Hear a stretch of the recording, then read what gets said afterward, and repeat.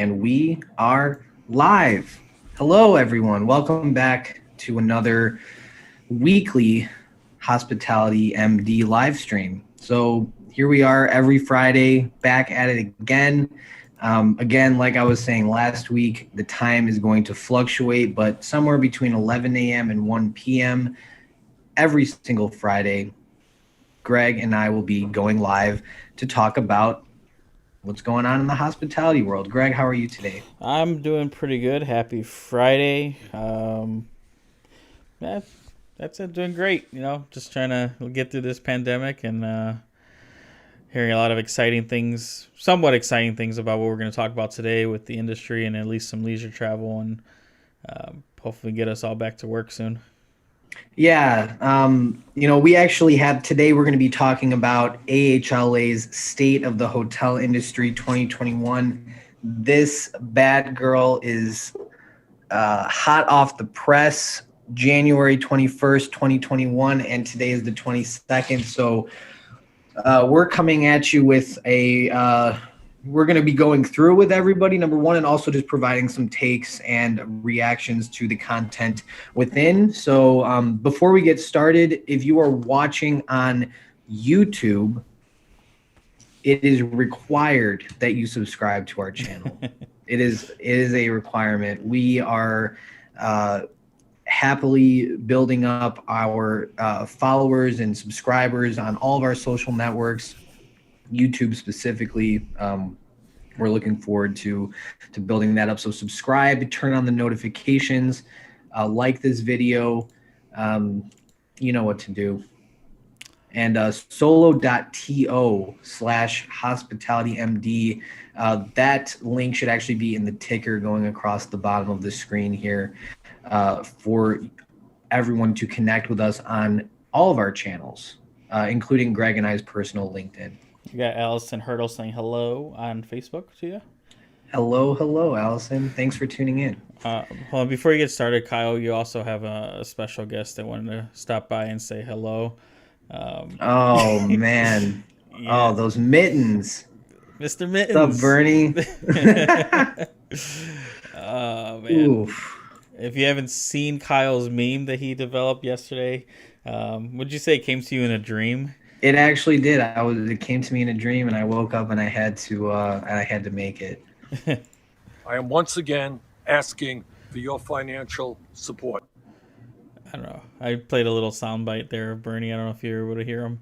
I didn't hear it. What was it? Yeah. He's once again asking for our financial support. Asking for the support. Yeah, we're not asking for your financial support like Bernie is. We're just asking for you to subscribe to our YouTube channel. Show us some love. Going across the screen right now, solo.to/hospitalitymd to connect with us on each and every one of our social media channels. One more announcement, everybody. So as of this week, I'm happy to announce that I've been invited to speak at the Tourism Renaissance World Summit Conference. So this is happening on March 23rd through 26th of 2021. So in a few months here. And I don't know exactly which day I will be speaking, but I will be presenting at this conference. This is a global tourism summit dedicated to the rebirth of the hotel industry. Tourism renaissance, right? If we think back to the Renaissance era, coming out of a crisis, that is what we are doing with this summit as well. So I'm very honored to be a part of it. Some familiar faces and friends in the industry will also be speaking. In the comments, Greg is going to be putting down the link to the conference website along with my discount code, which you can use to purchase tickets to the event for 50% off. Buy your tickets, get there early, and use that discount code to save 50% on your tickets to the summit. There will be a lot of interesting speakers and networking opportunities for those of us who care about hospitality. If you are not one of those people and you do not care about hospitality, share it with somebody who might be interested. Yeah, links are already there for everybody, so make sure you sign up. Yeah, definitely. So we're definitely looking forward to that. This will be my first speaking engagement. Really happy to be representing Hospitality MD on the global stage with a lot of great companies, a lot of great speakers. So it's going to be very exciting. So on to the meat and potatoes of our live stream today. Greg, do you have anything to say before we move on? Just real quick, Katarina's in the Facebook chat as well, and she said it's great to see us both, and Hey, Bernie. Kat. So it's great to see you as well. Hey, Kat, hope you had a great time opening up the newly converted Waldorf Astoria Monarch Beach Resort. That property looks absolutely stunning. Katarina just got back from a 2-week task force helping to open up that property. Super jealous of you. But also very happy that you were able to get some good weather and get back into the hotel game. So glad to have you back, Kat. Anything else, Greg? No, if you're ready, I am ready for our Cool. transition. Yep, let's dive in. AHLA's State of the Hotel Industry in 2021. Okay, so there's a lot, a lot to dissect in here. So I'm going to go through it as quickly as I can, and also make sure everybody gets the critical information and a little bit of some reactions. And again, I encourage everybody to chime in with your insights, your opinions, your questions, and we can certainly address those on this chat. So moving on to the executive summary here.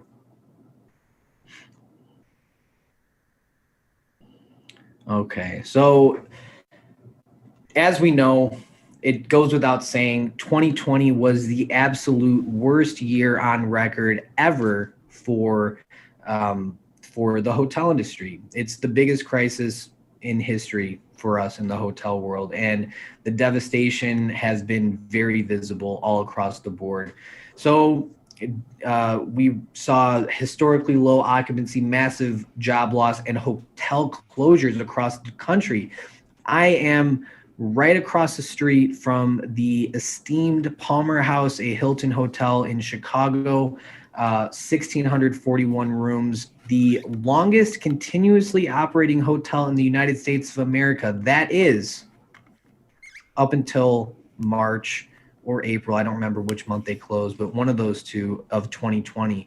So we're talking about, which is still closed right now, and $340 million foreclosure lawsuit. And this is just one example of the hotels all over the country. The devastation has been unparalleled. Another great point they make here is hotels are one of the first industries affected by the pandemic after travel was forced to a virtual halt, and it'll be the last to recover. This impact of COVID-19 has been 9 times that of 9/11. I was not really conscious in 9/11, so I don't know, but I can only imagine, that this has been much worse. Thinking back on it, with sitting down with Greg, being in the hotel and just seeing every single day. It started out with, the GM coming downstairs and saying, "Hey guys, let's make sure that we are teaching the hotel staff to talk." To be able to appropriately speak on the sanitation procedures that we're doing for this mysterious coronavirus. At that point, we didn't think it was going to kill our business. We just thought that our guests were going to be maybe a little bit curious about it. It went from that to seeing group by group by group, by transient reservation, by business account, just cancel one by one. And overnight, we saw our occupancy go from what was starting out to be a great 2020 in the 80s in the first quarter of occupancy, down to single digits. And before we knew it, we were falling victim to the coronavirus. So now they're saying that travel is not expected to return until 2024, at least to 2019 levels. Now, as I remember from a few months ago, I believe that Smith Travel Research had estimated that 2023 was going to be the year that things return back to normal. Now it's 2024. And we'll see if this continues to be extended. The devastation doesn't seem to be winding down anytime soon. But despite all this, the industry is resilient. and hotels across the country are focused on creating an environment ready for guests when travel begins to return in 2021. Are they? Really? No, I'm serious question. Are they really though? Are hotels across the country on a widespread basis really focused on creating an environment ready for guests when travel begins to return in 2021? I love this industry. I want to give everybody the benefit of the doubt, but having stayed at hotels during the pandemic a few times and kind of having a pulse on this industry right now, I can honestly say it seems like creating an environment ready for guests is not the priority. It seems like the priority right now is preserving the bottom line at all costs. We'll get into that a little bit more. So leisure travel is expected to return first. I think we could have all kind of, pictured that. We saw it a little bit over the summer, and we'll be diving into that a little bit more. Some key findings real quick. Hotels will add 200,000 direct hotel operations jobs in 2021, but will remain nearly 500,000 jobs below the industry's pre-pandemic pre-employment level. So we're talking about direct hotel operations jobs. Again, we can dive more into the details here, but that's great. We're adding more jobs that are going to be directly on property hotel operations. This is not including the millions of jobs lost across not just the lodging industry in terms of the corporate jobs that were lost above property, brand jobs, management companies, but also everything from, vendors to even your janitors at the local office building who, when business travel was here and people were in the office who had jobs. I mean, the devastation is a ripple effect to the entire economy of jobs that support white collar travel and in-person office congregation. So speaking of which, hotels support millions of jobs across the country and are central to getting our economy back on track. 1 in 25 American jobs, think about that, 1 in 25 coming from the lodging industry. A full recovery remains years off and further relief is critical. But like Greg said at the beginning, we are optimistic that it can only get better from here. So let's see what's going to happen in 2021, shall we? So hotel industry outlook, right? So obviously, like we said, the travel demand will not be returning to normal overnight, but 2021 projections show a slow rebound for the hotel industry in terms of hotel occupancy, revenue, employment, and tax contributions that will accelerate even further in 2022. So, okay, so here we go. The hotel industry's greatest resource is its workforce. I totally agree with that. It's all about the people, the members of which are the heart of hospitality. In 2020, more than 670,000 direct hotel industry operations jobs and nearly 4 million in the broader hospitality industry were lost due to the pandemic. A lot of people have gone back to work, but there are still so many people out there who are without jobs. And we're also not even seeing, it's right now it's tough to actually quantify and to see it, but the amount of talent that's leaving the industry permanently as a result of minimal opportunities and people who are just leaving the workforce entirely, retiring early, or maybe some younger people who are just moving in with their parents and are trying to figure everything out and they're currently not employed. So there's a lot to see right now, a lot that's unseen, but we'll continue to go into that. So Oxford Economics projects that the hotel industry jobs unemployment figure will actually increase and exceed to 20% in 2021. So again, we are not out of the clear yet. Be prepared for continued job loss and unemployment in the lodging industry. Let's move on here.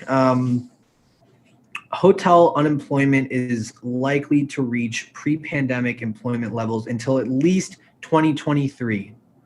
Actually, Greg, keep going down next page there. Yep. So we're not going to see a full rebound in employment for several more years. My question is, will we actually though? will we really see those numbers come back in 2023? I'm not convinced that it's as easy as just rebounding back in terms of the employment sector, in terms of just rebounding back to where we were in 2020 or in 2019.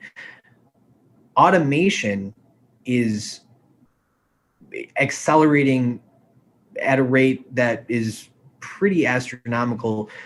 For those of you who tuned in last week, we talked about Shep Hyken's 2021 consumer customer service predictions, and he had a comment about automation as well, and I believe that he's right. And this is something that's echoing. It's particularly picking up in food service. So we're going to see fast food, restaurant workers, any food service jobs accelerate of the automation in those industries. And I think we will start to see that as well in the hotel industry. Now, another point is whether or not we see widespread automation or not, owners will not be so quick to bring back the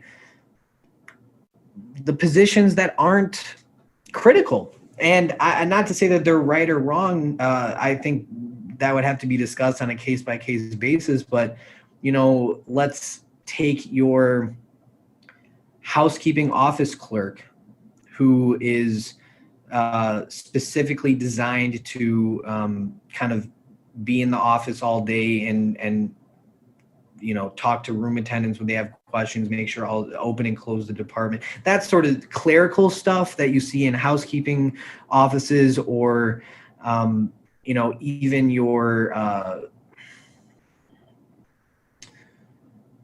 just trying to think of, I don't want to say anybody's position is not essential, but I think we'll say it like this: if your position is not directly linked to the operations of the hotel, I don't think that owners are going to be quick to bring it back. And that's why we may not see pre-pandemic employment levels and staffing levels of these hotels ever again. It's hard to say, but I maybe can just make this bold statement right now that I don't believe it's going back to 2019 levels. I think we're going to be on a lean and mean labor model, even at full service hotels moving forward. I think luxury hotels will continue to maintain integrity in their staffing as we recover, but your full service hotels, your 4-star hotels, your select service, economy, et cetera, will continue to see leaner labor models.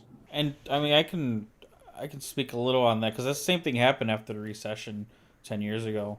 When I was at O'Hare, we hit the recession, and they brought in a consulting company to find ways to trim money and trim hours and save money, ultimately by cutting position or cutting hours or how many hours, and that's where you get your labor management systems started about 10 years ago, based off of that process. Wow. So, and I'm actually curious as to, like, if we looked back, like, we have this chart here, these hotel job chart that they have on this page. What about in, 2005, 2006, 2007, and then 2008, 2009, 2010? Like, what does that look like? Did we ever, is this 2.3 mil that we see in 2019, was it 2.6 mil in 2007? I'd be interested to see that, because that would be very, very, I think, critical context to establish, do we ever return back to normal? So thanks for that, Greg. That's scary. Jen Salerno also said revenue generating positions will be key as well. Oh yeah, absolutely. Yeah. So I think your non-revenue generating positions aren't going to be important. Another example, I think, ironically enough, your director of revenue management or your revenue managers, I don't think we're going to see many of those. And if we do, they will certainly be complex to oversee multiple hotels, maybe even stretch further than they should, because with the help of artificial intelligence and new systems that are being implemented and just bottom line cost savings, I think your directors of revenue management. Before, you would see, like, we had one at the WIT for a 310-room hotel. We had a director of revenue management. And now that seems like a dream that is actually silly if you think about it. It seems, I don't want to say wasteful, but in the context of 2020, it seems crazy to think about that we even had one of those in 2020 for the first few months. So yeah, definitely, Jen.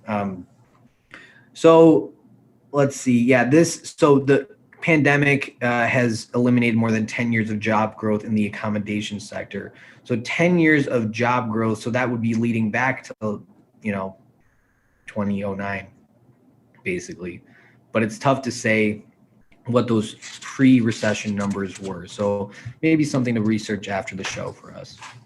So moving on. So hotel occupancy is projected to average 52% compared to 66% in 2019. So talk about recovery, right? 2021 is not going to be this magical year that everything goes back to normal. And I know that while nobody's really saying that, I think there might be an emotional element that, you hear, we're ready for 2021, we're ready for it. It's still going to be very slow. And I think for those who are still working, for those who own or operate their own hotels, I think we need to prepare. Like, it's not like May is going to come around and all of a sudden we're going to be back-to-back sold out, compression, all this stuff. It's just not going to happen. We're talking about 52% average occupancy, and that, that disparity between 2019, the 66%, is hugely significant. Pandemic brought hotel occupancy to a historic low of 24.5% in April of 2020.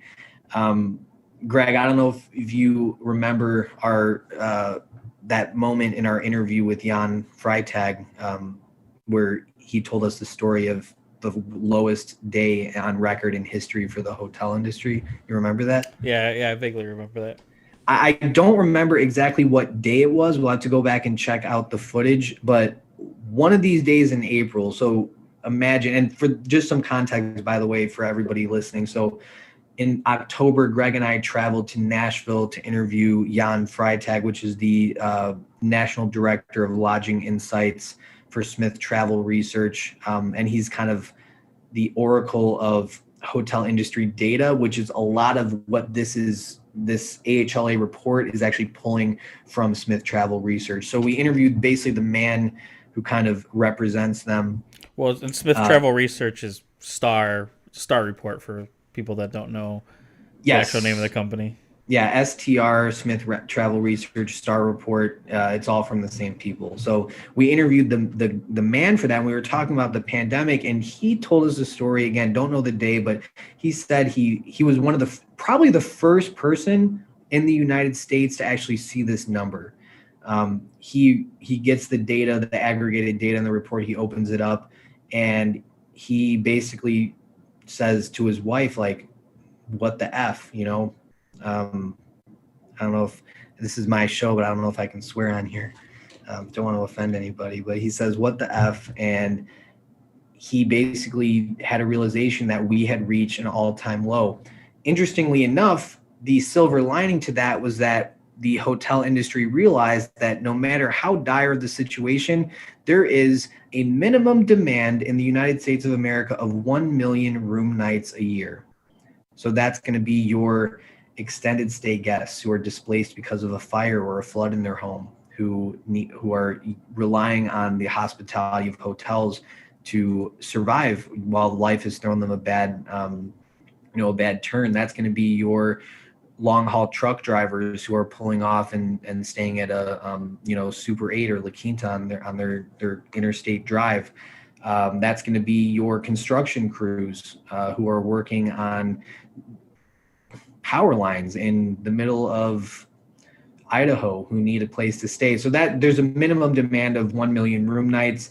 Hotels will never die. We are always going to be needed. So that was kind of some interesting insights from that bottom of the barrel discovery. So the full year occupancy was 44%. sure as hell doesn't feel like it. As low as that is, it still doesn't even feel that high. So room occupancy is expected to increase by 208 million rooms, and some full-service hotels begin breaking even at 50% occupancy. Big but here, this does not account for mortgage debt service costs, leaving most hotels still well below their break-even point. Next time we'll have to come on with like a sample pro forma or sample debt service, because like it seriously is hugely expensive to pay the mortgage on a hotel. Like that is insanely expensive. So selling out one day is not going to work. You need consistent occupancy, consistent rate. And that's another thing, right? Occupancy rates are projected to rebound more significantly in 2022, reaching 61%, nearing 2019 levels. But the question is, will ADR? Because you can, if you're, 61% occupied at an $89 rate versus a, 149 rate. Now I know that's being a little dramatic, but your revenue is going to be much lower. So it's not about occupancy. It's also about rate. Oh, speaking of which, we're talking about some revenue right now. So hotel room revenue is anticipated to reach just 65% of the 2019 total in 2021. So prior to the pandemic, the hotel's 5.3 million rooms generated 168 billion in other room revenue. Big disclaimer here, not including the additional tens of billions generated by meeting rooms and other ancillary revenue sources. So yeah, we're just talking about a bed and a shower here. We're talking about your room revenue. For those hotels hardest hit by this pandemic, which is going to be your top 25 markets and your urban hotels, which are typically larger and typically have much higher debt services, you're not going to be able to just pay your mortgage with a 109 rate and 60% occupancy. You're going to need food and beverage. You need banquets. That's what you need. You need banquets. You need events. You need, it's the whole suite of revenue. You want groups that are going to do, you're going to have food and beverage minimums for your groups. They're going to have event space. They're going to have meeting rooms. It's going to be the whole shebang. That's what we need to really start being profitable and to make some money again. So again, it's really not taking into consideration the whole picture, but if we're thinking about our most basic hotels that just offer rooms, still relevant. So room revenue is expected to increase by only 25.9 billion this year, 34% below 2019 levels, and 2022 still well below 2019 numbers. So, it doesn't necessarily say it here, but I mean, I think we can all assume that's because rates are going to be the last thing to catch up with occupancy. Occupancy maybe will go up first, and that's going to be very nice to see. But if the rates don't come up with it or don't come up as fast, it's not going to be as quick. And I think that's also another kind of problem. If we're in 2022 talking about revenue numbers that are vastly below 2019, then how do you expect the employment level to go back to normal by 2023? Doesn't make any sense to me. Owners and managers will continue to go lean with the same occupancy they had. If the revenue's down, the positions aren't coming back. It's just that simple. Not to say that it's right, but that's what that's what owners do. It's just that simple. So they have to be able to afford the position. I mean, you can't expect them to be able to pay them if they're not making the money. Right. So that's actually probably my biggest kind of this doesn't make any sense about this report.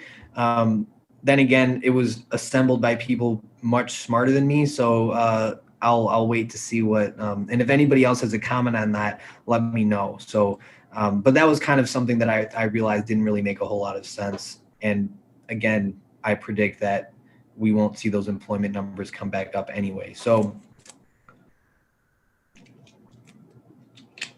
number 5, direct state and local tax revenue fell by 1/3 in 2020 and will not rebound until at least 2023. This is interesting, right? Like, taking a look at this graph here, like, it's going to take years for state and local tax revenue from hotels to return. And I like how they included this in here because it begs the question, what is the long-term effect of these tax losses in cities and in towns and in areas where, like, the economy alone is already suffering, and then hotels are, as the centerpieces of cities and towns, are hugely important to the economies, and if they're not getting their tax revenue, what is the long-term effect of that? And does that compounded loss of tax revenue then make it harder on the back end for hotels to catch up in terms of their appeal to travelers? Let's take Chicago, for example, where we're at. Our governor here in Illinois has already made it very clear that they are going to be instituting major cutbacks as a result of lost tax revenue. So what does that mean? We don't know yet, but does that mean that in 2025, we're far behind in terms of our revenue? Things have been cut, but a convention is ready to come, and they have the option to choose between maybe like a Houston, Texas, for example, whose population is increasing, who seems to be really on the come up. They're actually about to overtake Chicago as the nation's third largest city. So is that convention going to choose maybe to go to Houston or to come to Chicago, where cutbacks are happening? There may be not as many opportunities for their group to have fun. Like, it could be a long-term effect of this lost tax revenue. Greg, do you have any sentiments on that? Hurricane season, they're still going to come to Chicago. Actually, great point. Yeah. Great point. I didn't consider that's one thing. Chicago's very weather neutral. For the most part. Yeah, well, not in the winter usually. This winter's Right. been different, but yeah, if it's hurricane season, Houston's been getting hit. Houston, New Orleans, Florida, they've been getting hit hard, especially this past year. So, yeah, I can see them still choosing Chicago, but in the winter, I would love to go to Houston. 65, 70 degrees, and be able to go outside and enjoy yourself. Be perfect. Or will they just say, we're not going anywhere, we're just going to wait until it's not hurricane season, and then we're going to go? So it's just interesting. I'm really fascinated to see how this plays out on the long-term effects. It's gonna be a wild ride. So anyway, business travel outlook. Finally, what we've been waiting for. This is what everybody's been talking about in the hotel industry. So this is still a serious concern in 2021. While leisure bookings provided a bit of cushion for hotels over the 2020 summer season, I think we all noticed that business travel, which comprised the largest source of hotel revenue, is basically non-existent. And business and group travel are not expected to begin their slow return until a COVID-19 vaccine is widely available in the second half of the year. Full recovery is not expected until 2024. Okay, so it's going to take a long time. This is tough because, again, a full recovery is not expected until 2024. Will there be a full recovery? Like, these are questions that I think we've been talking about, but we need to really be asking the question, like, people, does every sales meeting, does every client meeting have to be in person now? No. Do people want, it's another thing is, do people want to do it? I think Greg made a great point last week that has been sticking with me all week, that's been in my mind in terms of consideration for things, which is like, people, and Greg, if I'm butchering this, let me know, but people are wanting to spend more time with their families now that they've had the opportunity to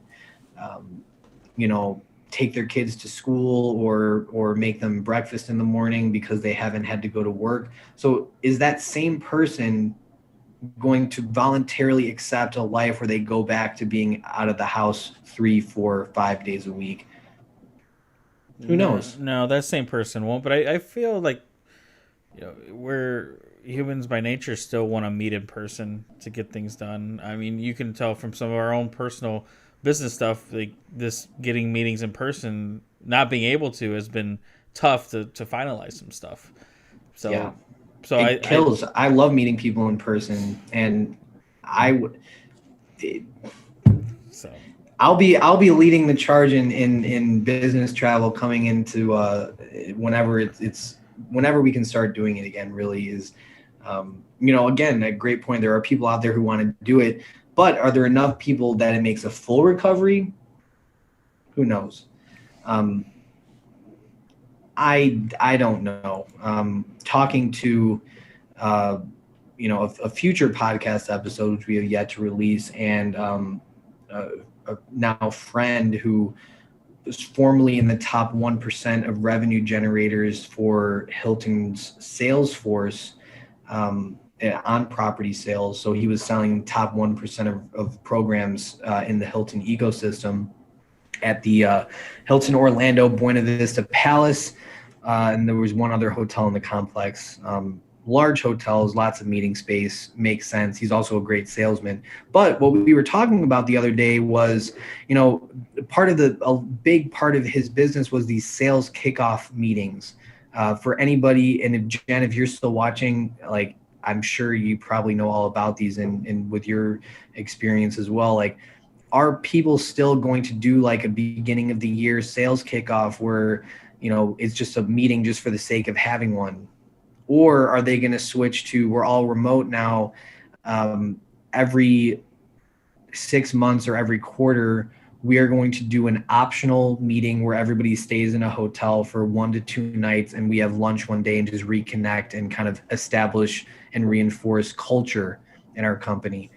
So I think people might be more selective about the conferences and meetings they do have in person moving forward. Any comments, Greg? No, I agree, mostly with your statements. I just feel like those conferences they bring a certain energy, and that's why they do them. I mean, look at people with holiday parties for staffing. They've tried to do virtual ones, and they have a little fun with it, but it's not the same as getting together with a group of people, celebrating your previous year successes, and just like really getting that energy going for the coming year. I completely agree. I just hope that employees are vocal about that, and I just hope that companies are receptive to making it happen. I think Because yeah, okay, well that's good. I'm hoping we'll see it, and maybe we'll even see a surge. Who knows? But as of January 2021 survey, so this is hot new polling information of frequent business travelers. 42% of respondents said that they are already comfortable staying in a hotel. Good for them. While 52% say their comfort staying in a hotel is connected to a vaccination. Among frequent business travelers, 62% expect to travel more for leisure and 51% expect to travel more for business compared to last year. This is great news. I like to see it. And I think, we've seen the science. We know that staying in a hotel, like just staying in a hotel specifically, does not pose an imminent threat, especially with all the enhanced cleaning protocols. Granted, I will say that the act of traveling to get to a hotel is certainly concerning, but I think the 42% have it right. We should all be comfortable with the act of staying in a hotel. I understand that the intimacy behind the travel experience is a very personal decision, and anybody's comfort level will be dependent on a wide variety of factors and influences. However, sleeping in a bed in a hotel room is essentially a non-existent risk. And I think we need to be more comfortable with saying that because people need to know that we as an industry feel safe to do it so they can follow suit. So moving on. Let's see.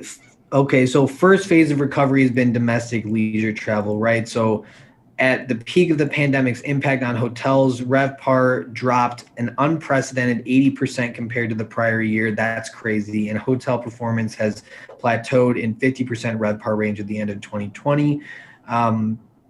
So seasonal slowdown was not as stark as previous years, and the group travel was already on hold. So yeah, I mean, domestic leisure travel, we're not getting anybody from the outside. I mean, I think this is pretty much self-explanatory. We're not going to get international travel right now anyway. Right. Nobody wants to come here. Yeah, right. Who would want to come here right now? I mean, yeah. I mean, you just look at our numbers and the number of cases. You know, people from other countries don't want to be here, especially, you know, if their country has, you know, a little bit more control over it. Why take that risk of flying across seas to America to do nothing because everything's closed? Right. Yeah. Travel to America to do nothing, with the threat of coronavirus looming around every corner. I wouldn't do it. I would not do it, especially plus all the hoops that you'd have to jump through of testing here, quarantining here, don't do this. I mean, it's just not fun. It's not worth it. So until the world is back to normal, that's when people might decide to come back. That being said, be ready for people to be taking road trips. Camping, these outdoor destinations have exploded. National parks, huge. RV parks. RVs, yeah, all this stuff. Like, we're Airbnbs. That's another thing in VRBOs that, you know, the family's traveling and they want to stay somewhere where they're secluded and they don't have to deal with I think that's another thing too. Some people don't want to deal with the red tape restriction. Like, while some guests are comfortable with like I think AHLA has the Safe Stay program, which is kind of a blanket hotel industry thing, but each brand has their own now. Some guests feel comfortable with it, but other guests are just like, I don't want to go through all the hoops of either dealing with it or the possibility of others not dealing with it. I just want to have my own Airbnb and do it that way. Interesting sentiments. We'll be getting somebody on our show soon, Dallas Widmark, who is the general manager of a very interesting concept, the Lookout at Lake Chelan in Washington, which is basically a community of homeowners who, and the community, the HOA within this Lookout neighborhood, when they're not there, they have a rental program, vacation rental program that you can opt into as a homeowner, which this Lookout community will actually manage the entire operations of that for you. Marketing, reservations, housekeeping, everything. All you do is kick back, split the revenue, and enjoy. And I think that that's going to be maybe something that becomes more popular moving forward. So we'll bring you guys more information on that. Moving on. So small and medium events, I think, I mean, this is probably, we could have guessed this one, right? So I like this chart. This might be the most, it's simple, but it's easy to read. So we already saw domestic leisure drive, domestic leisure fly, right? So that's the initial phase, began summer of 2020. Q2 of 2021, essential meetings, small and medium events, regional events as well. So then final phase, large events, long haul, international. Q3 2021 seems optimistic. I don't know. What do you think, Greg? Yeah, seems a little optimistic with how slowly things are recovering here. But who knows? Maybe this vaccine rollout will start going a little faster. And people will be more comfortable, and government will be more comfortable allowing these huge things to happen. Because you look at other countries that got under control. I mean, New Zealand's completely open. Taiwan has concerts. Like, it's possible once it's under control. It seems completely out of the realm of possibility right now for us. Yeah, it feels like they're in another planet or something. Really, it does. It's crazy how and we as humans have adapted so easily to like just the lockdown, coronavirus, mask wearing culture. Like I feel like we could coast doing this for a while. Not that we would be enjoying it all, but we're so adaptable. So we're almost like comfortable with it. That's why we look at Taiwan and we're like, oh, it seems almost gross even. But hey, once we know everything's good, I think we'll have no problem going back to normal. So yeah, definitely on optimistic. Q3 2021. I'll see it when I believe it. President Biden said he was doing 100 million vaccinations in 100 days. Didn't he say something like that, Craig? Did you hear that? Yeah, something like that. 100. 100 million in 100 days. Um, That's huge. if that, I mean, that's a lofty goal. If he does it, wow. Again, just like this chart, I'll see it when I believe it. I think as long as we're consistent and we start getting this vaccine rollout, like that's the best we can do. So let's just keep pushing Well, forward. With it. what's our population here in Chicago? Like 3 million or something like that. Something like that, yeah. We're only getting like 30 something thousand doses of vaccine a week. That's like, not going to even make a dent. That's ridiculous. So hopefully he can up that a little bit. And Kat said even state to state, there's so many differences in the way that COVID's being handled. Yeah, I'm sure. I mean, she just came from New York to California. I'm sure there's probably a lot of similarities there. But I did a road trip over the summer, and for the most part, I think everybody was handling it well, except for some spots in Utah where there was people with no masks, and even at the front desk of the hotel I was staying at, I kind of felt weirded out. They weren't mandated to wear masks, even though it was a brand standard. Won't call the hotel out, but I definitely won't be staying there again. Yeah, I mean, the summer was a different time. Not making excuses for anybody, because that's really, really just doing everybody a disservice to just not do that. But yeah, I felt like over the summer, it was like, I mean, we did see the numbers were dropping. It was definitely that lull before the second wave, which they all warned us about. So Right. Attitudes were definitely different over the summer in my observations. No excuse for that, though. Yeah, because where we in somewhere in Nebraska, and it just felt like I forgot what trip we were on. I think that was when we went to the Rockies. Probably, yeah. And it just felt gross. I forgot where we stopped.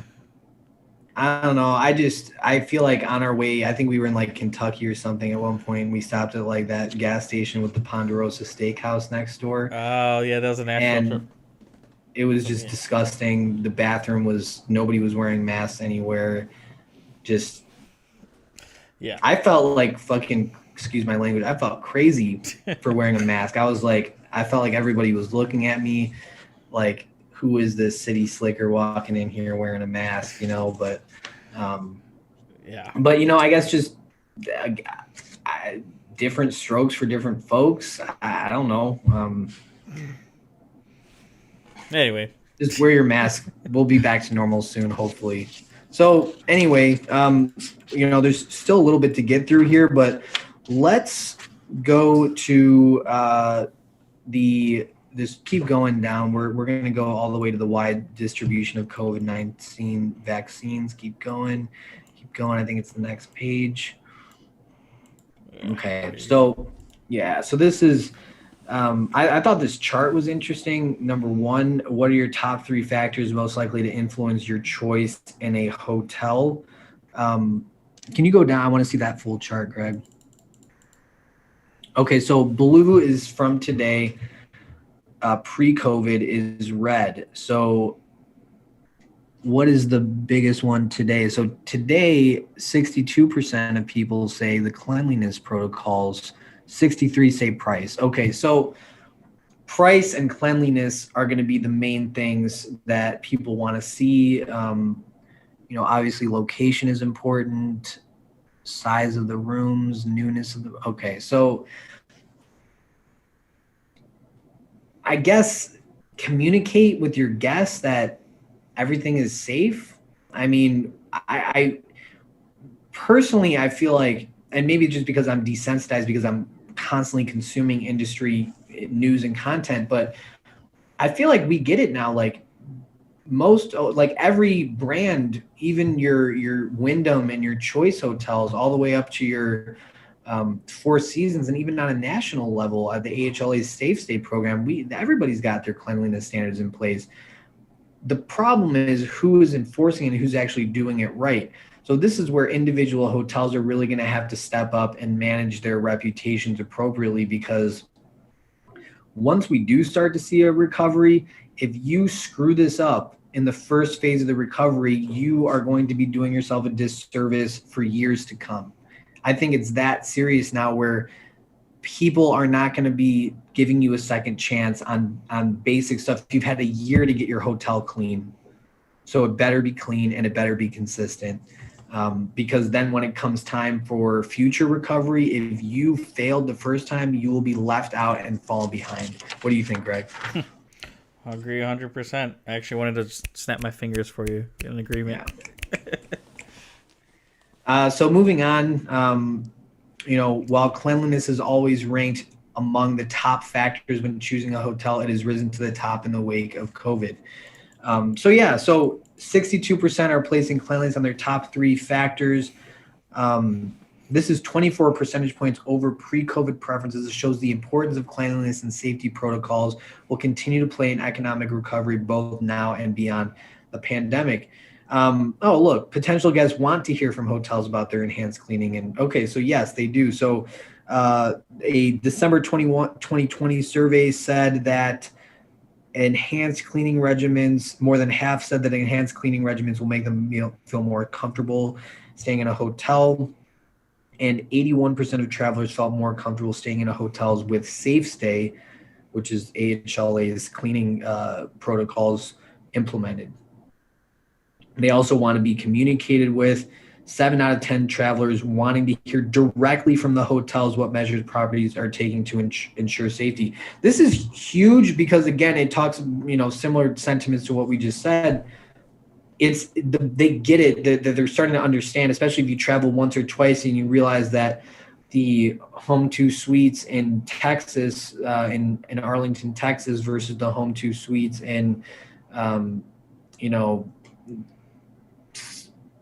Kansas City, Kansas, just struggling there places. a little bit. Geography, so they're going to tell a difference. They know their people aren't stupid. They know that the brand can't control what happens at the hotel. They know that, every management, every team is different. They want to hear it from the hotel. I feel like the brands do set an overall expectation, right, for the guest, and because not a lot of guests realize that most hotels aren't managed by the brand. But if there's an expectation from the brand out there saying, this is our clean stay program, this is what to expect, they expect that at each one that they go to. That's the whole point of the brand.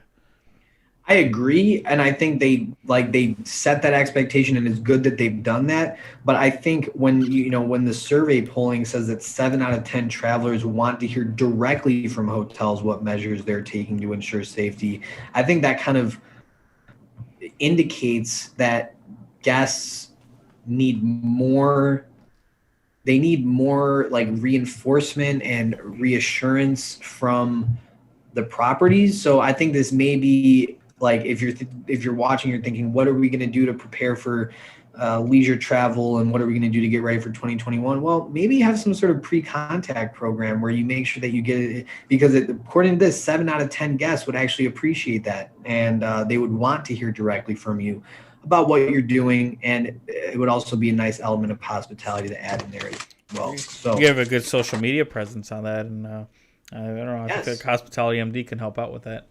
Absolutely. That's a great point, Greg. I think, whether it's a pre-contact program for your existing guests or a social media presence that is energetic and intentional, not only demonstrating your property's unique attributes and the stories of your staff, but also reassuring the guests that their safety is of the utmost priority.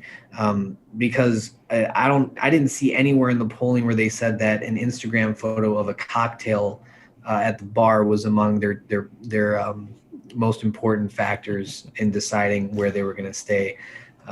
So I think, great point. Your social media presence needs to match what the guests actually want. Yes, and Hospitality MD can help.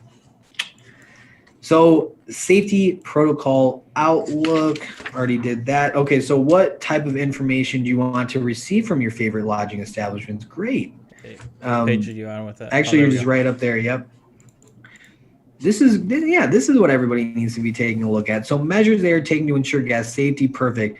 Measures they are taking to ensure employee safety, interesting. Nobody thought of this one. Communication around sanitation steps, updates on service, none of the above. Okay, man, this stuff is also boring, but I mean, it's important to people. But I think the employees' safety is a big one. They care about your staff. They want to make sure that everybody's good. They want to make sure that they are being taken care of so that the guests can be taken care of. Higher security, please. When I look at this, I actually just think, yes, we know about the sanitation, we know about the door seals and all the other stuff that we're doing, but higher security, for God's sakes. People want to know that their hotel is safe, not only in sanitation, but also secure from anybody who would want to do harm to them. And it's unfortunate that security is among the first things to be cut, even as low rates can sometimes bring riffraff, if you will. So please have security at your hotel and let the guests know that they can expect it when they're staying and that you have their best interest in mind. At the #1 DoubleTree in the world, security greets you with a smile when you walk through the door and you know that you're safe. And there's definitely something to be said about that. Let's see. So when asked what steps hotels can take to make you more comfortable, face masks, cleaning protocols. I mean, I think this is pretty much straightforward, so we can move on from that.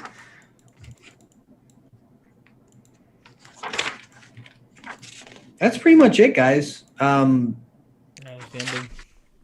that's the end of the report. So thank you, AHLA, for bringing this to our attention. Thank you for sharing this with the industry. I think it gives us a lot to think about, a lot to kind of digest as we strategize for what the best moves we can take to prepare for 2021. Just a few things for me, I think communication is huge. Social media presence, pre-contact, all the above. Communication, presence, just we're here, we're not closed, we still have energy, we're not dead yet, we still have hospitality, like all those things are important. Secondly,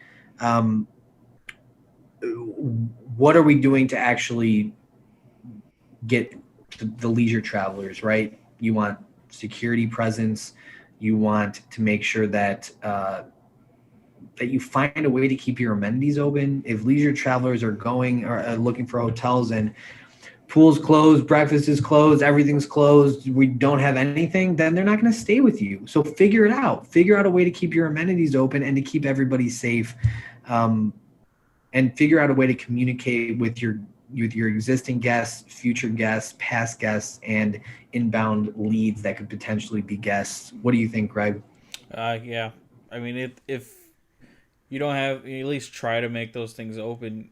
Like you said, they're not gonna stay with you, or they are gonna stay with you, and they're gonna continue to cause problems. They're gonna be upset because they're traveling and staying there, and they have minimum expectations. I mean, there's ways to serve food. We've seen it at the #1 DoubleTree in the world. There's ways to serve food. There's ways to keep the gym open and ways to keep the pool open while keeping people safe and distant. So you just have to actually put in the effort and figure it out. Right. Put in the effort, figure it out, and stop. For God's sake, stop with the due to COVID this, due to COVID that, excuses. Figure out, like, we're problem solvers. We're hoteliers. There should be no reason why we can run, we're out here running hundreds of room properties, with so many moving parts. So this is one of the most operations intensive businesses out there. But we are so stumped, we can't figure out how to serve somebody breakfast or keep the pool open? Really? I expect better from this industry. With that being said, thank you for tuning in to another weekly live stream with Hospitality MD. We'll see you back again next Friday, probably at 1. We'll let you know. But thanks again for tuning in. Adios.